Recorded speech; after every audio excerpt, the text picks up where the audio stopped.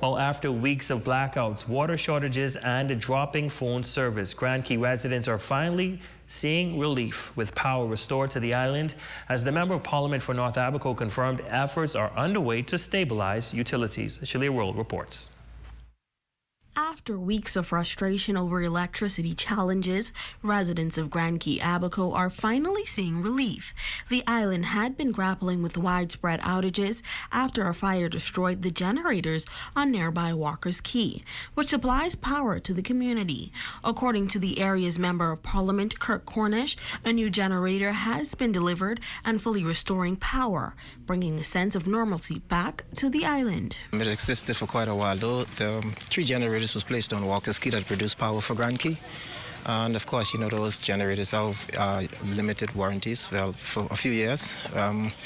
So I would imagine wear and tear over the many years they were there, needed to be replaced. But it's so unfortunate and weird for me. The very brand new generator we replaced one of the 3 with is the one that caught fire and burned. However, it was replaced and power has been restored.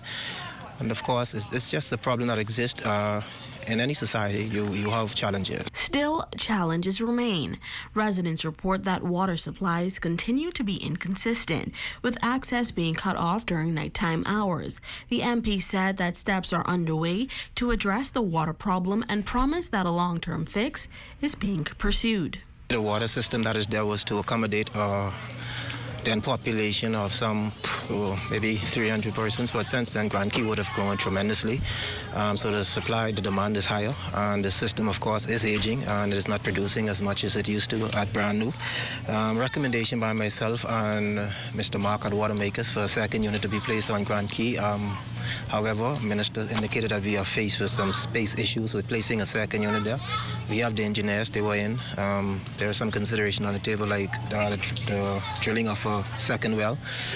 One of those which I don't support too much because the well that we abandoned had a scent. Additionally, unstable telecommunication continued to plague the island as well, with frequent service drops adding to frustrations. Cornish explains that the interruptions largely stem from the inconsistent power on the Cay. The telecommunication company faced was power as well. They were having some issues with their backup generators. Since then, I believe we might still be replacing the automatic transfer switch, but the backup system itself works very well, just that has to be done manually. The system itself has no issue, just is once we experience power outages, we need to have the power restored in order for the system to work, but the system itself is fine. For the Bahamas Tonight, the Northern Edition, I'm Shalia World.